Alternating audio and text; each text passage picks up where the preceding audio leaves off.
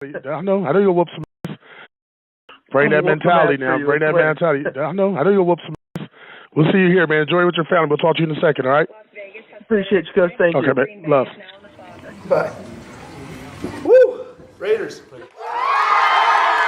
Welcome to the Put on Waivers Media Group, home of the Put on Raiders podcast and the Student Body Right podcast. This is your place for the best breakdowns and the best insight for those who fight on and bleed silver and black. Now, here are your hosts, Dwayne Douglas and Ryan Holmes.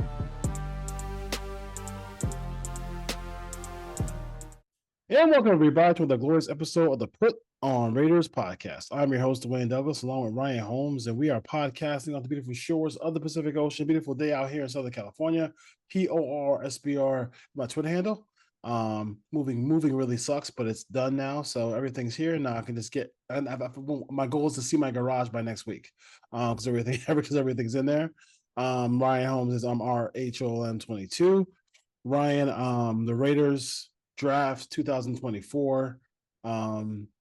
There's some pieces in there, some surprises, some things that we weren't expecting, and I think that I wasn't gonna go backwards, but like you're busy, so I don't know. I'm gonna get you to talk about it.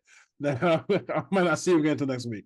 So let's just jump into the quarterback part of it, and this idea that just because nobody was at 13, that's the built-in excuse to not draft a quarterback at 13. Now, at 13, let's just say I would have never wanted Spencer Rattler or Joe Milton or Michael Pratt at 13. But when you see that, I thought for sure Minnesota would have to give up one of those first-round picks to move up. They didn't. They ended up giving up a fourth-round pick and a pick swap and with a fifth-round pick. That's doable if the Raiders wanted to get that. I mean, you're basically looking at a situation where DJ Glaze is going to be compared to JJ and Bo Nix. I mean, in a lot of ways. So, what are your thoughts about it? I mean, I know, Brock Bowers is the pick. He's a talented player. He's a really good player. But some people feel like quarterbacks bust more than tight ends. I think we have different information on that. Yeah, let me start off by saying I love Brock Bowers. I think he's a great prospect. I think he's a really good tight end prospect. I think he can be a difference maker in the passing game. I think the Raiders had a solid to good overall draft. I would give it a B. I can't give it an A because they didn't address the most important position in the draft, which is quarterback, and which is something they haven't done in 44 years. They've done it 3 times. They've had a couple of off seasons now to address that position. They've chose not to. And that's fine. That's Tom Telesco's choice. He's the general manager. He can choose not to address that. But it will be an issue moving forward. It's an issue now. It was an issue last year. It was an issue the year before that. I do understand that first-round quarterbacks bust. 50% of them bust. Wait till I give you the tight end information when we get to that later. It's 32%. But we'll talk about that in a second. I do understand the Raiders could not get into the top 3. That's perfectly feasible. Yes. They weren't able to move up into the top 100%. 3. And if people that have listened to this show, we've named 5. I was a 5 quarterback guy in this draft. Give me any of the 5 and I'm fine. Michael Penix and JJ McCarthy being the 4th and 5th. The Raiders could have moved up into the top 7. I know people are giving pushback saying, well, 5, the Chargers weren't trading at 5, the Giants weren't trading at 6, the Titans weren't trading at 7. Everyone has a price. Would it have been an overpay? Yeah, you probably would have had to overpay a little bit there if you wanted Penix. No one knew he was going 8. That is a surprise. But once he went at 8, you call Chicago at 9, and you offer – it's an overpay. You give him a third-round pick if you need to. You give him a third-round pick this year and a third-round pick next year to move up a few spots. The Jets – their phone line was ringing. They made a trade at 10. 10 was on the market. It was available. As you said, it was a 4th and 5th round pick with a 6th going back. So it wasn't an overpay at all. The Raiders probably could have beaten that with a 3rd and a 5th. Yes. They could have beaten that. And for people to just assume, well, the Vikings would have just given up more and they couldn't outbid the Vikings. We don't know that because you know what happened? Tom Telesco stood in front of a podium and said, after the first 3 went, I didn't try. I didn't make any calls. We weren't interested in the quarterbacks, which again is his prerogative. He's the GM. We're allowed to have opinions as fans. If they don't address the quarterback position, they're not going to win. You can build up, and it surprises me, this whole build up the roster. The Raiders spent a ton of money to go get Christian Wilkins. They spent a ton of assets to bring in Devontae Adams. They extended Max Crosby, which they should have. And at the same time, they're not addressing the quarterback position. So why are you spending all this money to build up the roster? And people were throwing around Brock Purdy today. When the Raiders have a Hall of Fame running back, a Hall of Fame left tackle, a Hall of Fame tight end, and a Hall of Fame middle linebacker, get back to me, because they don't have any of those positions filled that the 49ers roster has. And we're not even talking about their defensive line and the way that defense is played within that system. And they're not running the best system in the league, which is what San Francisco is running on offense. So you can't compare building up the roster. And it took the 49ers 6 years to build up that roster, hitting on multiple first-round draft picks. So if we want to wait 5 more years for the Raiders to build up this roster, have at it. But by the time you get to that point, Devontae Adams is going to be gone. Max Crosby is going to be in his 30s, and you're wasting your time and you're spinning your wheels. But going back to it, I personally would have tried to go up and get Penix. And once Penix was gone, I would have traded a third this year and a third next year to go up and get J.J. McCarthy. I like J.J. McCarthy. I think that he has the traits. He has the speed, the arm strength. He made plays on 3rd and 4th down. Yeah, he didn't have flashy numbers in college because he didn't need to in that offense. But he has everything you're looking for in a quarterback prospect, minus the big-time production. But he couldn't do that in that offense because they didn't ask him to do it. But that's not saying he can't do it. That's the job of scouts. Yep. Shedeur Sanders is not coming next year. So I've seen Raider fans posting Shedeur Sanders and Carson Beck stuff all over the internet today. Jackson Dart. You can't say this team is going to the playoffs and then turn around in the next breath and say that they're going to get one of there's going to 2 top quarterbacks next year. Unless you're willing to move heaven and earth to move from 18 up to 1 or 2, which apparently 13 to 10 was way too much to ask. But apparently next year they're going to be able to move from 18 or 20 or 22 all the way into the top 2 to get one of those 2 guys. So you can't have it both ways. This team needs to fix the quarterback position sooner rather than later. Yep. And they chose not to. And I was kind today when I said the Raiders had a bottom 3 quarterback situation or room or starter, however you want to phrase it, in the AFC, not in the NFL, in the AFC. And I only said bottom 3 because Drake May and Bo Nix are rookies and we don't know. And Levis, we don't know, but he was picked in the 2nd round of the same draft. O'Connell went in the 4th round. And in my opinion, Gardner Minshew is going to beat out O'Connell anyways. So we can I don't really want to hear the Aiden O'Connell talking because, in my opinion, like I said, Gardner Minshew is going to be the starter. Sorry, there's my soapbox. I had a lot of time on Twitter today to respond to a lot of people. Yes, it is.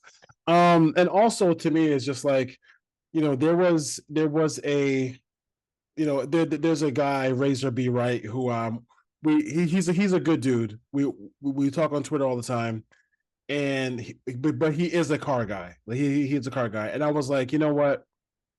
And he was like, why did we actually let go of Carr if we're gonna add these quarterbacks? Like if you're not going to raise the bar and go do what everybody else is doing, and get a rookie quarterback, go draft somebody in the first round, then why get rid of Derek Carr?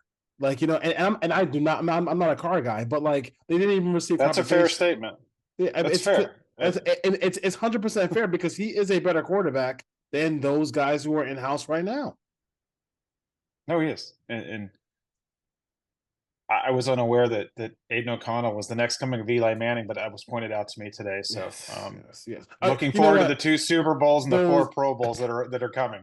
Yes. The whole stat chasing thing where you go to Football Reference and you cut and paste 2 players together, it doesn't fly. It doesn't fly. It doesn't work. And anybody with common sense can see right through that. I think Tommy T. I do a USC show with Coach B. Coach B is a Charger fan. He said that this dude is gonna stick and not move from any of those spots. He knows Tommy Telesco very well. Tommy T he did not move. and he's never not been a mover up and down the draft board. He stayed. There's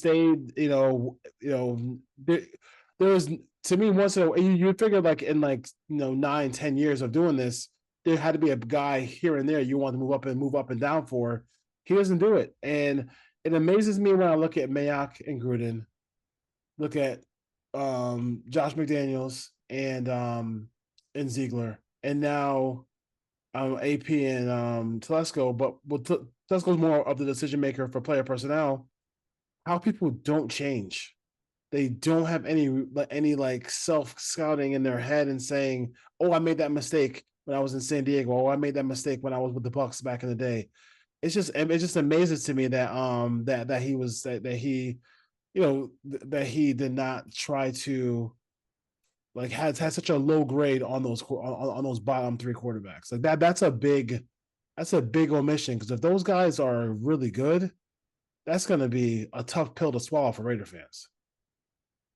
Yeah, and I totally understand the best player available. And in most years, I would agree with that. But that works when you have a quarterback on the roster that you can actually build around. The Raiders don't have that. And when you look around the AFC, every team is invested in a high-round quarterback except the Raiders for the most part. And best player available, when you're picking in the top 10, now the Raiders were 13th. In my opinion, you have to get difference makers at offensive tackle, quarterback, defensive end, and cornerback. Those are the four most important positions on the field. Yeah. The two least important on the field are probably running back and tight end, and the Raiders dipped their toes in the tight end market. And if you put Brock Bowers in this offense, and he's a move tight end, I get it. He's not an inline blocker. They're going to put him at H-back. They're going to put him as the move tight end. They're going to put him in the slot. He's going to play a lot of slot. But what can you honestly expect out of that type of player in a given NFL season? In my opinion, you're probably lucky next year if you get 50 to 60 catches, 800 yards, and 7 or 8 touchdowns. I think that'd be a successful year.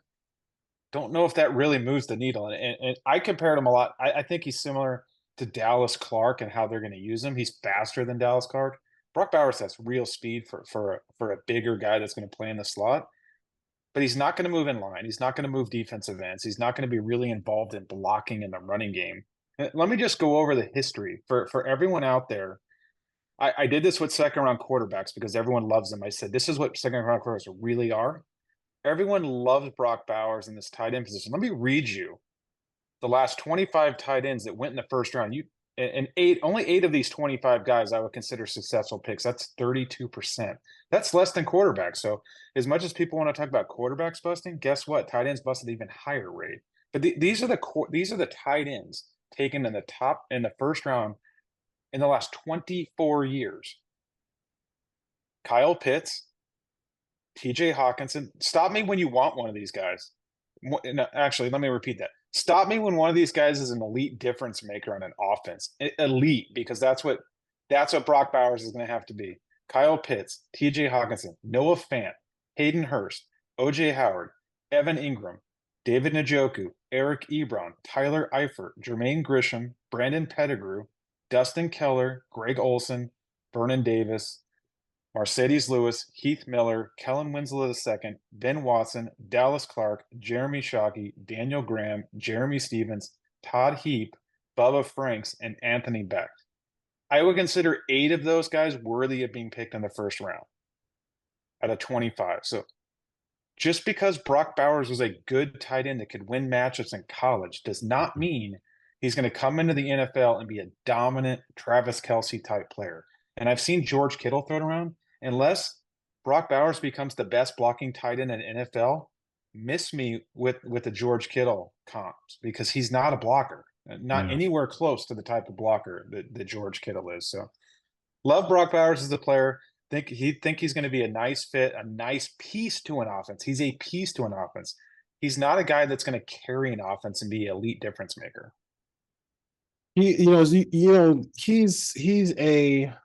He's a luxury pick. Like, he really is a luxury pick. Like, I mean, a lot of Jet fans I know wanted him on that offense, but he was a luxury pick. And I know it's not, he can't pick himself. So I'm not clowning on or trying to go after Brock Bowers, but for him to look at this roster and then let's take a peek at it. Never before have you had a situation where you had the entire defensive,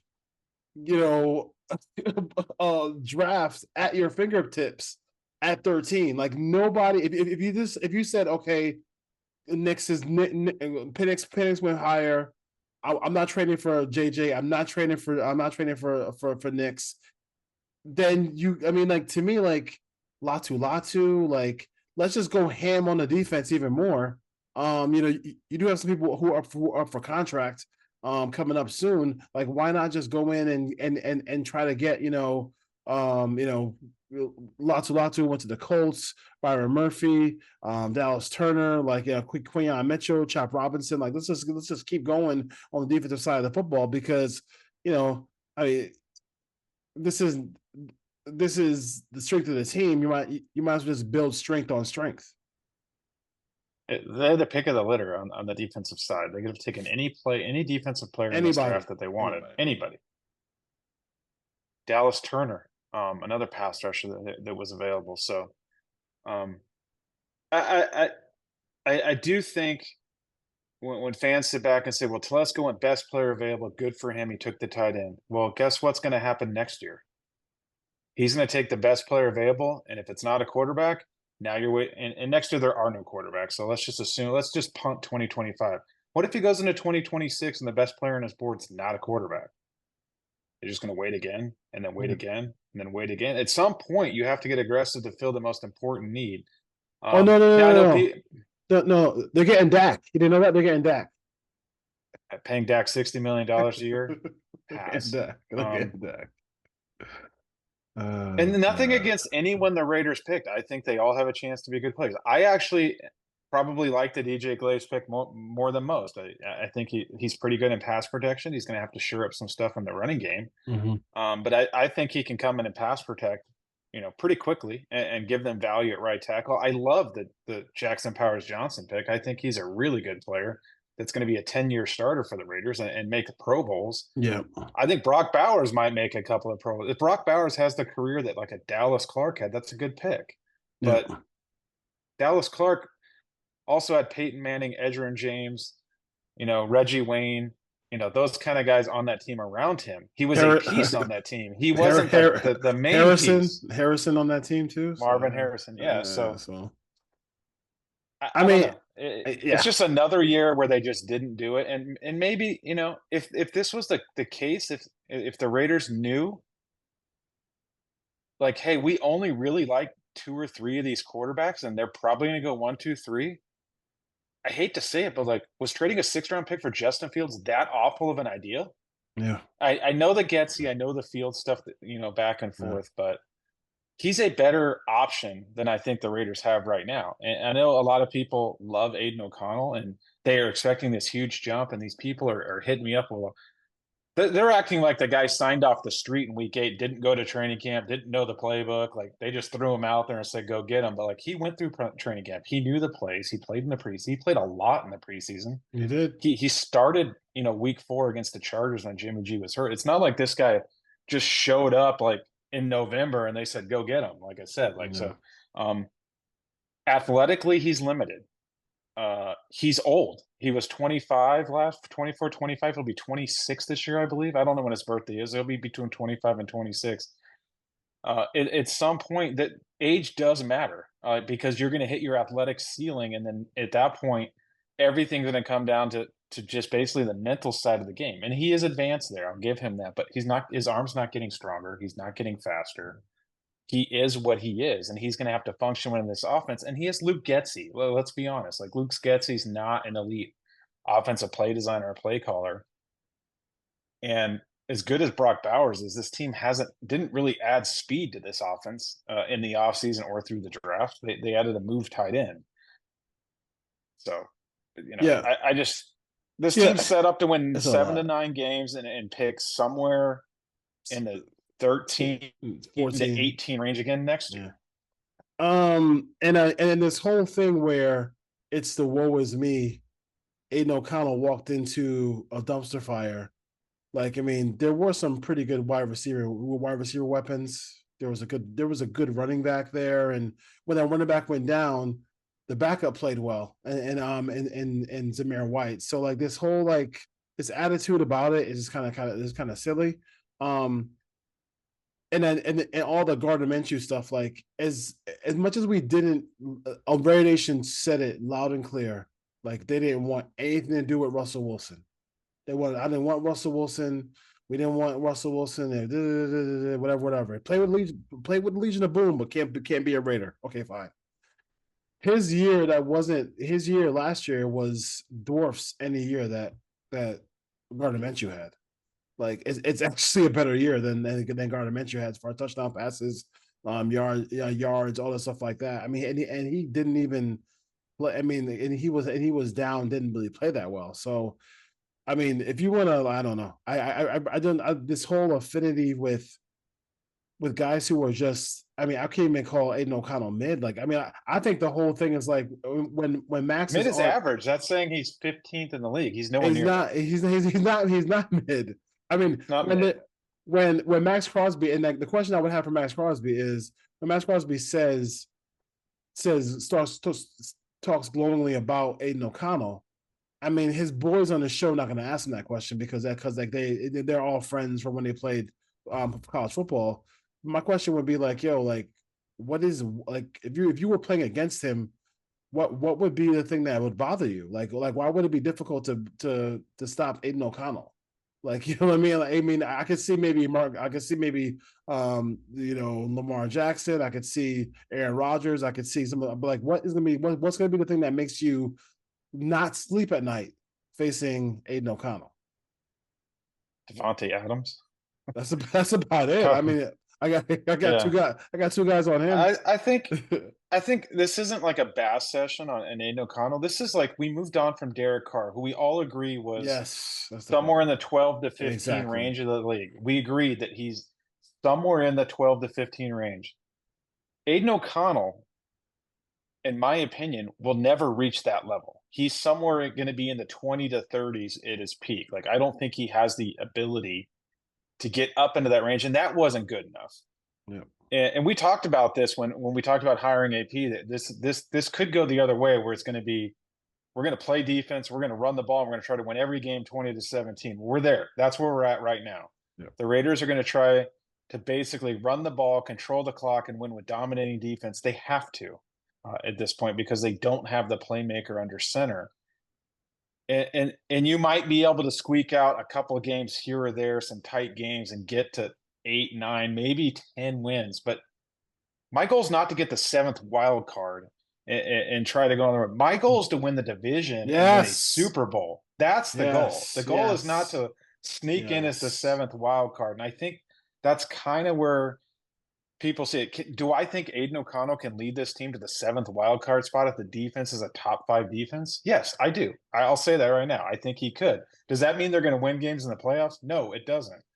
Do I think that he can win a shootout with these teams? No, I don't think he can. I honestly don't think he's going to beat out Gardner Minshew. In my opinion, Gardner Minshew is going to be the starter.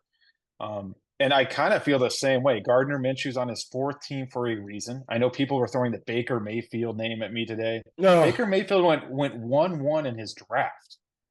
Baker Mayfield has talent, a lot more talent than Aiden O'Connell has. He's won 2 playoff games.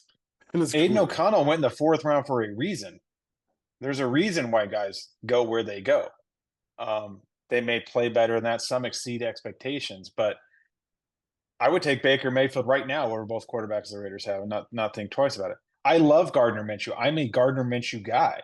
I love his competitiveness, but I know he has limitations. I know what they are, and I don't have expectations of him suddenly becoming Rich Gannon. That blows my mind to have people talk like that. No question about it. And I feel like you hit the point, and I'm glad you said it because I almost forgot it. Is that you have a nation of, this is like 2 nations in the Raider Nation. And I think it's like 70% of the nation, and we belong to like the 30% of the nation. But there's 70% of the nation that is okay with just almost like that Mark Davis attitude where I just don't want to be embarrassed.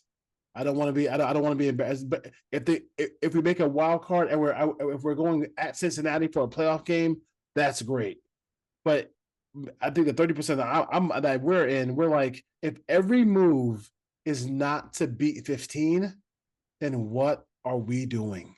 Like when Josh Allen first came into the league, he wasn't he was raw. He had he had issues with his game, but he developed into a guy who came within inches of beating him in the playoffs. Joe Burrow beat him in the playoffs. Like it's the GOAT Tom Brady beat him a couple times in the playoffs. Like that's the level of quarterback play you need to beat Patrick Mahomes. And even then, it takes a miracle to do it then. So like this idea that we're just sitting here waiting for for this road playoff game at Miami. I'd like it to be at Allegiant. That's my goal. I'd like that game to be at Allegiant. But to do that, you need way better quarterback play than the Raiders are going to get. Exactly. Exactly. And like, I don't know. It's just, I mean, we exhausted that part of it. I know we're a little bit pressed for time. I'm going to ask you, we all love JPJ. I mean, I that's a jersey I might consider even getting because I love that player. I watched him all the time at Oregon. So I'm really excited about him. Who is the guy who you want to miss me with that pick? And who's the guy who you're forget about Bowers, forget about Powers. The rest of the guys from the third round to the seventh round. Who are some of the guys you like the best?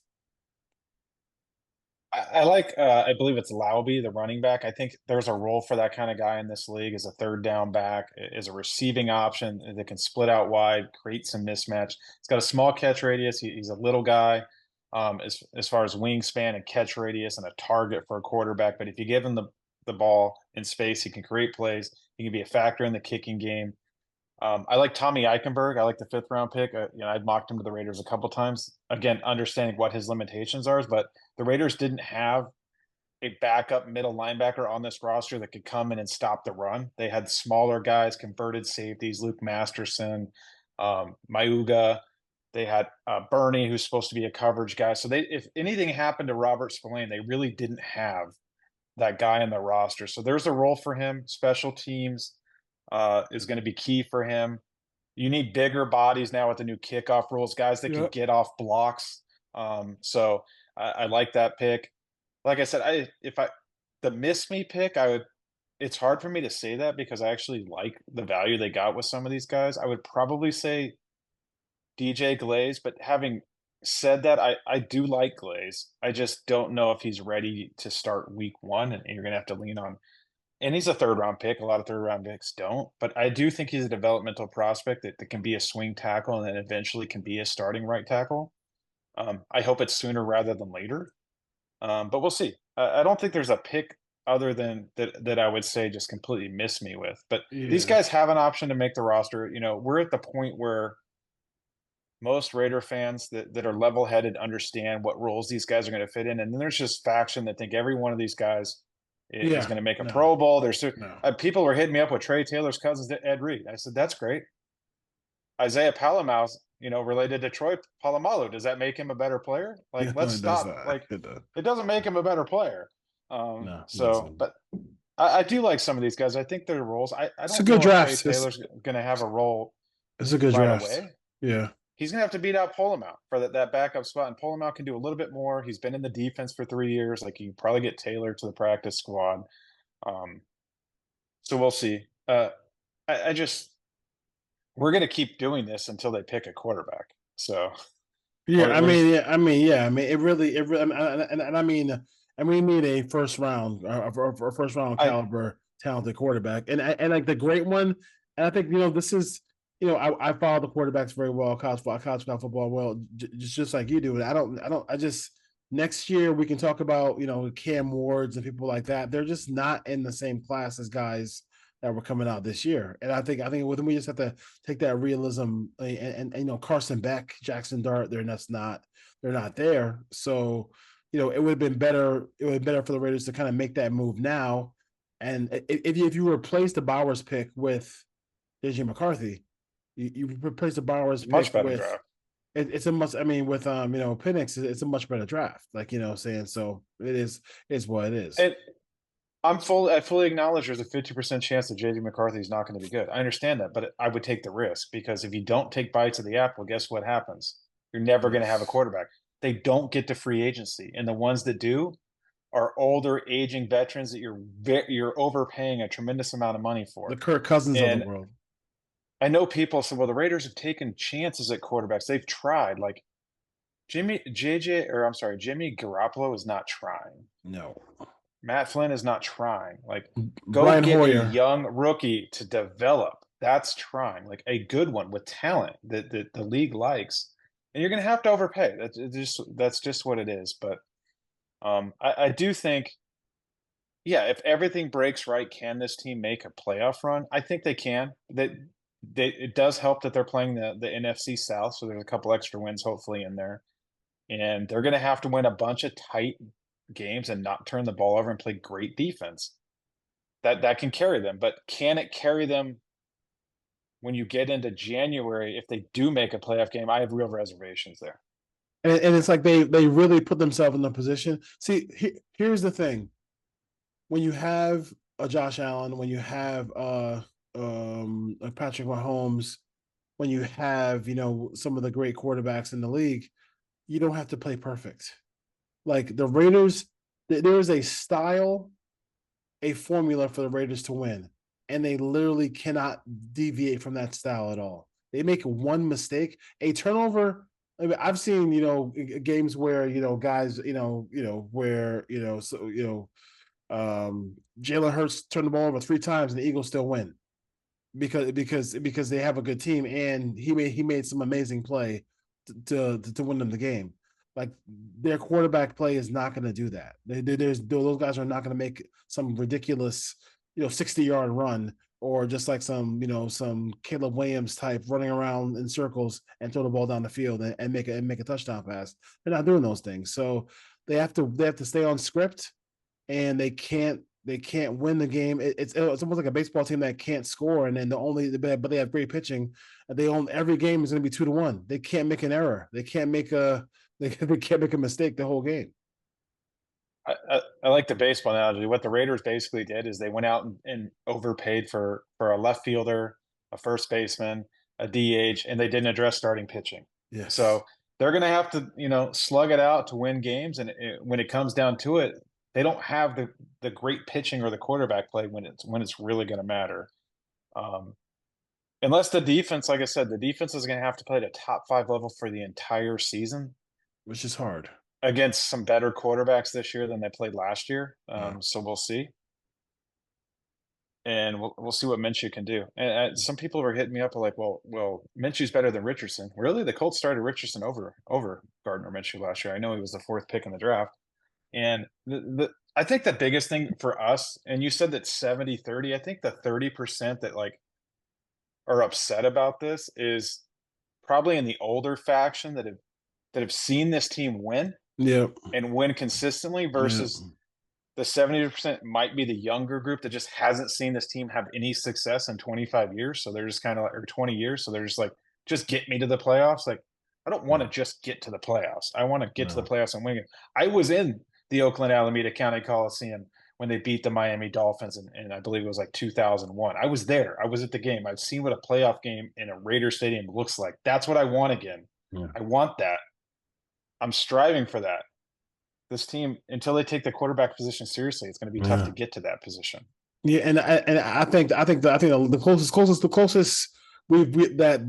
that the younger generation have seen is when they had the playing game with the Chargers. I mean that energy and that I remember just watching that with a bunch of Raider fans. That game had a lot of meaning. It was felt like a big time playoff game, but as far as that goes, I would add one other thing about the quarterback. The other thing that, with the quarterback position is everyone's looking at this as it's 2024. Like, let's get through 2024. Getting the answer long term at the quarterback position, that's the goal. It's the goal is to get a guy that can be there for 10 plus years and have a lot of success and put you on runs year after year after year. Right now, the Raiders are just throwing shit against the wall and hoping something sticks for one season. And that's not sustainable. It's not a sustainable model for success. And until the Raiders try to do that, I just don't see this really working. I feel bad, for the Raider fans that have endured this over and over and over again. Yeah. And Antonio Pierce is the right guy for this team in this situation. I believe that. He's going to have to motivate the hell out of these guys to play elite defense week in and week out. He kind of set himself up for it too by basically going all in on Aiden O'Connell in the offseason. And Tom Telesco, tip of the cap, you got the job. You sold Mark Davis somehow, and you didn't come up with a quarterback solution. So you didn't really address it in free agency other than Gardner Minshew. You didn't really try to acquire a guy in a trade, and then you just said punt and when the draft came. So kudos to you for keeping the job. We'll see. Like I said, I'm on record. If they don't address this and this doesn't get fixed in 3 years, Tom Telesco will be out of a job. Not with the Raiders, just the overall draft. What are your thoughts about? I know as the Falcons are taking a lot of heat from everybody. What were your thoughts about them drafting Michael Penix Jr.? I don't understand it, to be honest with you. Like, you just gave $100 million to Kirk Cousins. He's an older quarterback. He's in his mid to late 30s. You would want to surround him with pieces now.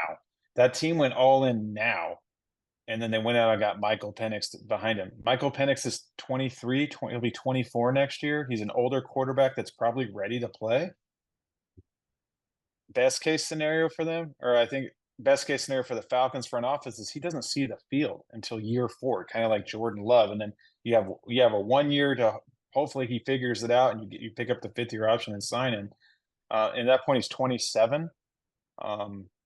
It just didn't make a lot of sense to me. Now, unless they just decide, you know what, Arthur Blank says, screw it, I want a quarterback, we're taking one, and they're willing to eat a ton of money to move on if Kirk Cousins doesn't have a good year, and they're just like, whatever, we'll take the $80 million cap hit or whatever the cap hit is. I don't have the numbers in front of me. It's similar to Russell Wilson, but I don't know. Like, maybe they're not fully sold on Kurt being over the Achilles injury, so that they took insurance. But I don't see the fit there. If they're going to do that, take a guy a couple rounds later if you want. But they should have taken a quarterback when they had the 4th pick a couple of years ago. But we digress. But they took one of these tight ends. Remember they took a tight end at 4, and what a great pick that was. Oh, Kyle Pitts. Kind of similar to what the Raiders just did. But anyways, how'd that work out for them? Yeah, I mean, I don't know. I mean, Kyle Pitts has led them to how many playoff? Oh yeah, right. It didn't. None. I kind of feel like, it's weird because I know it's the whole. I mean, I just teams who prioritize quarterbacks, I give them props for it. I just feel like, looking at his contract, they have an out in 2026. That's a lot of money. Still 3 seasons of them.